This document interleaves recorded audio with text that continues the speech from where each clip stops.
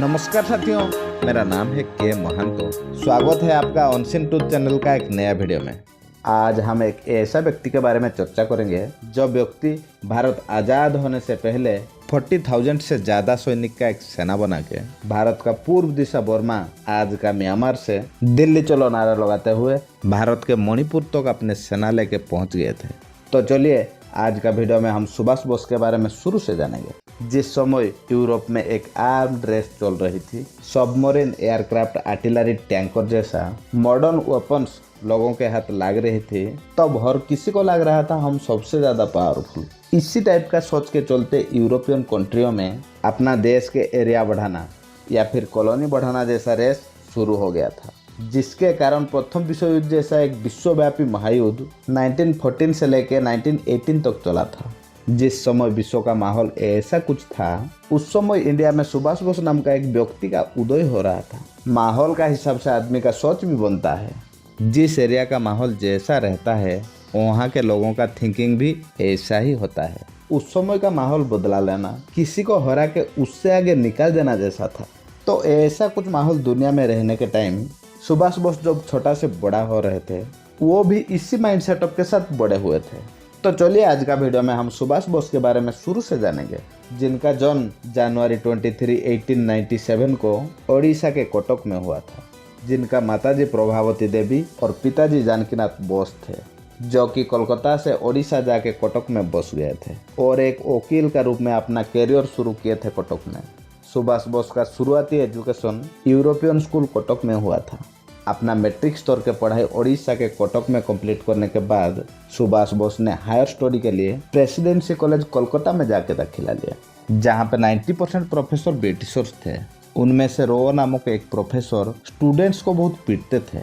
उसी प्रोफेसर का विरोध में जब सुभाष बोस ने एक स्ट्राइक का नेतृत्व लिया तो न्यूज अखबार में आया, तब वो प्रोफेसर को माफ़ी मांगना पड़ा था। उसके बाद भी जब वो प्रोफेसर नहीं सुधरा, दोबारा स्टूडेंट्स को पीटा, तब बच्चे ने भी उल्टा उस प्रोफेसर को पीट दिया। बात जब प्रिंसिपल के पास गई, प्रिंसिपल को जब पता चला ये स्टूडेंट्स यूनिटी का लीडर सुभाष बोस, तो प्रिंसिपल के द्वारा बोला गया सुभाष बोस को माफ़ी मांगने के लिए। सुभाष बोस ने सीधा सीधा माफ़ी मांगने के लिए मना कर दिया। सुभाष बोस ने बोला था गलत के आगे झुकना नहीं और सही से मुंह मोड़ना नहीं। ऐसा कुछ कहते हुए सुभाष बोस ने जब माफ़ी मांगने के लिए मना कर दिया, तब उनको नेशनलिस्ट कहते हुए 1916 में कॉलेज से निकाल दिया गया। कॉलेज से निकाले जाने से भी सुभाष बोस का मन में कोई दुख नहीं था। उस टाइम को भारत में स्वास्थ्य सेवा का बहुत बुरा हाल था। बड़ी बड़ी बीमारियां का अटैक चल रहा था। Plague, cholera, malaria, chicken pox जैसा बहुत खतरनाक बीमारियां फैल रहा था। कोलेरा, हैजा का चलते तो लगभग 2.5 लाख लोगों की मौत हो चुकी थी। तब सुभाष बोस ने लोगों के घर घर जाके उनके सेवा करते थे, जिसको कॉलेज से निकाल दिया गया। जिसका फ्यूचर क्या होगा उसके बारे में नहीं सोच के लोगों के बारे में सोचने वाला आदमी थे सुभाष बोस। सुभाष बोस लोगों के लिए कुछ करने के लिए बचपन से ही इच्छुक थे। सुभाष बोस के पिताजी ने देखे पुत्रों को कॉलेज से निकाल दिया गया है, फिर भी उसका मन में अपने करियर के लेके कोई चिंता नहीं। सुबह होते ही लोगों के सेवा के लिए घर से निकल जा रहा है। तब सुभाष बोस के पिताजी ने उनको आईसीएस के तैयारी के लिए इंग्लैंड भेज दिया। इंग्लैंड में जाके सुभाष बोस 4 साल की आईसीएस के पढ़ाई को 7 महीने में ही कंप्लीट किया और रैंक होल्डर के साथ आईसीएस की परीक्षा को उत्तीर्ण किया, जिसमें उनको 4th रैंक मिला था। लेकिन सुभाष बोस के मन में क्या चल रहा था उनको ही पता होगा। आईसीएस की जॉब, जो कि वर्तमान में आईएएस कलेक्टर की जॉब, ऐसा एक जॉब को 1921 में लात मार दिया। आईसीएस की जॉब को छोड़ने वाला सुभाष बोस भारतीय पहला आदमी थे। ये बात कुछ ही दिनों में भारत में बिजली की तरह फैल गया। तब लोग उन्हें मिलना चाहते थे, देखना चाहते थे कौन है वो आदमी जो सबसे बड़ा नौकरी को छोड़ दिया।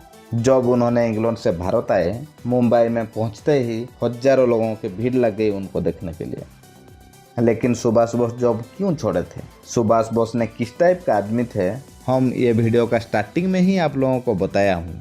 सुभाष बोस ने अपने आंखों में देखा था भारत में स्वास्थ्य व्यवस्था सही ना होने का कारण कैसा लोगों ने तड़पते हुए मर रहा है। जो इंग्रेज शासन का चलते भारत का ऐसा हाल है, उसी इंग्रेज गवर्नमेंट का अंडर कलेक्टर का जॉब करके भारतीयों को दुख देना उनको अच्छा नहीं लगा। उनको लगा भारत से ब्रिटिशर्स को भगा के इंडिया को आज़ादी कराने के लिए हमको ही कुछ करना होगा। ऐसा ही कुछ सोचते हुए देश के लिए कुछ करने के लिए उन्होंने आईसीएस की जॉब को छोड़ दिया था। उसके बाद उन्होंने भारतीय लोगों के दिल में आज़ादी के आशा जगाने के लिए स्वराज नाम का एक न्यूज़पेपर प्रिंट किया। तब सुभाष बोस के मार्गदर्शन बने चित्तरंजन दास, जो कि भारत के आज़ादी के लिए भड़काऊ भाषण देने के लिए जाने जाते थे। सुभाष बोस ने चित्तरंजन दास जी को अपना पॉलिटिकल गुरु मानते थे। सुभाष बोस का काम को देखते हुए उन्हें 1923 को ऑल इंडिया यूथ कांग्रेस का प्रेसिडेंट चुना गया। उसी टाइम को स्वतंत्रता के लिए लोगों को उस्काने के अपराध में सुभाष बोस को गिरफ्तार करके जेल में डाल दिया गया था। जेल से रिहा होने के बाद उन्हें 1927 में कांग्रेस पार्टी के जनरल सेक्रेटरी बना दिया गया। जब 1928 का कोलकाता अधिवेशन में ब्रिटिशर्स ने गांधी जी को डोमिनियन स्टेटस के लिए मना लिया था, तो सुभाष बोस ने चाहते थे हमको डोमिनियन स्टेटस नहीं चाहिए, पूर्ण स्वराज चाहिए, सरकार चलाना और पॉलिसी बनाना दोनों हमको चाहिए। इससे आप लोगों ने अंदाजा लगा सकते हैं सुभाष बोस कितना स्ट्रेट फॉरवर्ड थे। एक यूथ होकर भी गांधी जी का अपोजिट विचार रखते थे। जब 1930 को कांग्रेस का लाहौर अधिवेशन हुआ तब वहां पे पूर्ण स्वराज के लिए सुभाष बोस ने झंडा भी फहरा दिया था। महात्मा गांधी नॉन वायलेंस सिद्धांत पे चलने वाला एक नरम स्वभाव का व्यक्ति थे, लेकिन सुभाष बोस उनके अपोजिट गरम स्वभाव का व्यक्ति थे। गांधी जी और सुभाष बोस दोनों के पॉलिटिकल और इकोनॉमिक आइडियोलॉजी मैच नहीं करती थी। गांधी जी की पॉलिटिकल आइडियोलॉजी नॉन वायलेंस पर बेस्ड थी। सुभाष बोस देश की आज़ादी के लिए किसी भी हद तक जाने के लिए तैयार थे। ऐसा ही दोनों के अंदर में मतभेद जो पीक में था, तब 1939 के कांग्रेस का प्रेसिडेंशियल इलेक्शन में सुभाष बोस का लोक समर्थन देख के गांधी जी नहीं चाहते थे सुभाष बोस कांग्रेस का प्रेसिडेंट बने। इसीलिए उन्होंने सुभाष बोस का एग्नेस्ट सिद्धारमैया को खड़ा करके उन्हीं को ही वोट डालने के लिए खुद कैंपेनिंग किए थे। लेकिन नतीजा गांधी जी का विपरीत निकला। सुभाष बोस प्रेसिडेंशियल इलेक्शन को जीत गए। तब गांधी जी ने अपने मुंह में बोले थे, सिद्धारमैया का हार मेरी हार है। एक बड़े लीडर जो लोगों के लिए काम करके भगवान का स्थान पाना चाहते थे, ऐसा व्यक्ति का अंदर इतना ईगो नहीं होना चाहिए। इसीलिए शायद गांधी जी का स्वामी विवेकानंद और राम जी के जैसा भगवान का स्थान पाना सपना में ही रह गया। सुभाष बोस को जो पता चला मेरा जीत को लेकर गांधी जी खुश नहीं है, तब सुभाष बोस कांग्रेस का प्रेसिडेंट पद को त्याग दे देना सही समझे और फिर कांग्रेस पार्टी से बाहर आके फॉरवर्ड ब्लॉक नाम का अपना एक अलग पार्टी की स्थापना की। इसी टाइम पीरियड में अगर हम लोग विश्व राजनीति में एक बार नजर डाल के देखेंगे तो पता चलेगा यूरोप में द्वितीय विश्व युद्ध शुरू हो चुका है। सुभाष बोस को प्रथम विश्व युद्ध के बारे में अच्छा खासा नॉलेज था, तो अभी तो सुभाष बोस को लगता था कि द्वितीय विश्व युद्ध में इंग्लैंड चाहे जीते या फिर हारे, जो भी है इंग्लैंड का नुकसान तो बड़ी मात्रा में होगा। ऐसा ही एक मौका पे अगर हम इंडियन ब्रिटिशर्स के ऊपर नॉन वायलेंटली दबाव डालेंगे तो फिर हमको कामयाबी मिल सकता है। ऐसा ही कुछ सोच के साथ मार्च 1940 को रामगढ़ में फॉरवर्ड ब्लॉक के द्वारा एंटी कॉम्प्रोमाइज कॉन्फ्रेंस ऑर्गेनाइज किया गया और वहां पे तैयार किया गया कि मैन मनी मटेरियल को किसी भी तरह से यूरोप में चल रहे द्वितीय विश्व युद्ध के अंदर यूज होने से विरोध करने की। प्लान का अकॉर्डिंग 6 अप्रैल 1940 को एंटी कॉम्प्रोमाइज कॉन्फ्रेंस को लोगों ने बढ़ चढ़ कर भाग भी लिए थे। कांग्रेस से बाहर होकर सुभाष बोस ने अकेला पड़ जाने के बाद इस टाइप का मूवमेंट जब चालू कर दिया, ब्रिटिशर्स को बहाना मिल गया सुभाष बोस को अरेस्ट करने के लिए। तो ब्रिटिशर्स ने सुभाष बोस को अरेस्ट करके जेल में डाल दिया। तो क्या हुआ, तब तक सुभाष बोस का फैन फॉलोइंग बहुत बढ़ गया था। जेल में आते ही सुभाष बोस जब हंगर स्ट्राइक शुरू कर दिया, मजबूरी में दिसंबर 1940 को उन्हें अपने घर में ही हाउस अरेस्ट में रखने के लिए डिसीजन लिया ब्रिटिश गवर्नमेंट। हाउस अरेस्ट में रहने के टाइम सुभाष बोस जब किसी के साथ मिल नहीं पाया, तब उन्होंने पाकिस्तान का पेशावर में रहने वाला मियां अकबर शाह के साथ मिल के घर से फरार हो जाने का प्लान बनाया और 17 जनवरी 1941 को एक पठान का भेष में ब्रिटिशर्स को चकमा देते हुए हाउस अरेस्ट से फरार हो गई और 26 जनवरी 1941 को पेशावर में मियां अकबर शाह का घर में जाके पहुंचे। वहीं पे कुछ दिन रह के ब्रिटिशर्स का अगेंस्ट लड़ने के लिए सोवियत यूनियन अब के रूसिया का सहायता मांगने के लिए उनको मॉस्को जाना था।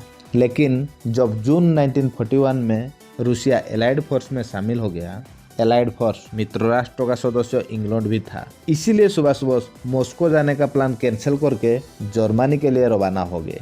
सुभाष बोस ने जर्मनी जाके अपना नाम ऑरलैंडो माजोटा रखे थे। जब उनका मुलाकात हिटलर से हुआ, हिटलर सुभाष बोस से मिलकर बहुत खुश हुए थे, क्योंकि ना हिटलर चाहता था इंग्लैंड का सभी कॉलोनी इंग्लैंड का एग्नेस्ट हो जाने से उनको इजी होगा करंट में चल रहे द्वितीय विश्व युद्ध में इंग्लैंड को हराने के लिए। सुभाष बोस का प्लान सुनने के बाद हिटलर करंट में चल रहे युद्ध में इंग्लैंड के तरफ से लड़ने वाला इंडियन सैनिक जो जर्मनी में हिटलर के द्वारा पकड़े गए थे 4000 के आसपास इंडियन सैनिक को सुभाष बोस को सौंप दिया। उसी सैनिक को लेके सुभाष बोस आगे चल के आज़ाद हिंद फौज नाम का एक सेना बनाया। तब वहीं पे उसी फौज के द्वारा सुभाष बोस को नेताजी नाम दिया गया। नेताजी उपाधि के साथ सुभाष बोस ने जनवरी 1942 में बर्लिन रेडियो का सहायता से आज़ाद हिंद रेडियो का शुरुआत किया और रेडियो का माध्यम से वो जो बोले थे उन्हीं का मुंह का आवाज आप खुद सुन लीजिए। हमने जो आजादी की लड़ाई छेड़ रखी है उसे तब तक जारी रखना होगा जब तक हमें मुकम्मल आजादी हासिल न हो। आप संगठित शक्ति से शांति और अहिंसा पूर्वक आत्म बलिदान करने के लिए जल्द से जल्द तैयार हो जाइए। असंगठित और कमजोर रहना पाप है। गुलामी सब कष्टों और पापों की जड़ है। अब गुलामी की जंजीरों को तोड़ने के लिए एक दिल एक प्राण होकर कटिबद्ध हो जाइए। हिंदुस्तान अब गुलाम नहीं रह सकता और न कोई ताकत इसे गुलाम रखी सकती है।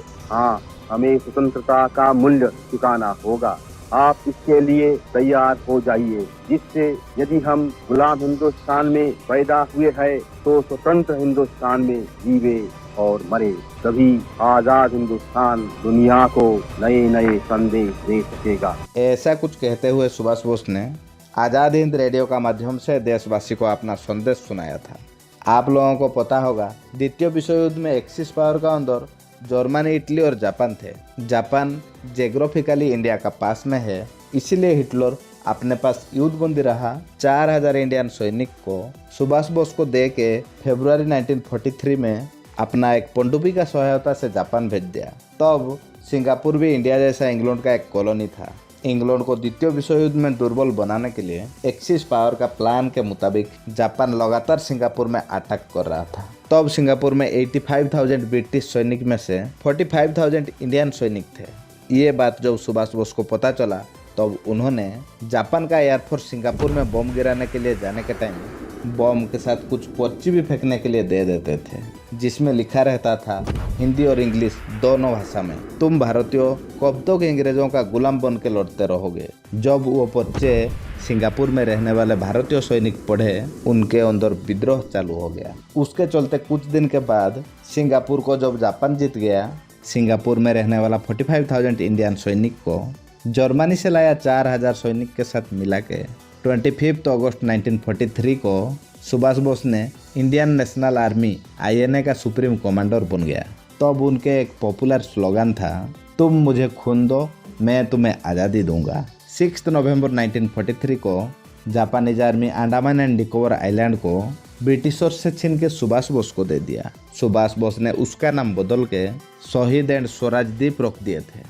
तब सुभाष बोस के INA में रानी झांसीबाई नाम से एक ओमेन रेजिमेंट भी तैयार किया गया था। जनवरी 1944 में INA का हेडक्वार्टर रंगन को शिफ्ट कर दिया गया और वहां से सुभाष बोस ने दिल्ली चलो नारा लगाते हुए आगे बढ़े थे। 6 जुलाई 1944 को सुभाष बोस ने आज़ाद हिंद रेडियो का माध्यम से महात्मा गांधी को फादर ऑफ नेशन कहकर एड्रेस किए थे और गांधी जी से इंडियन आज़ादी के आखिरी लड़ाई की आशीर्वाद मांगे थे।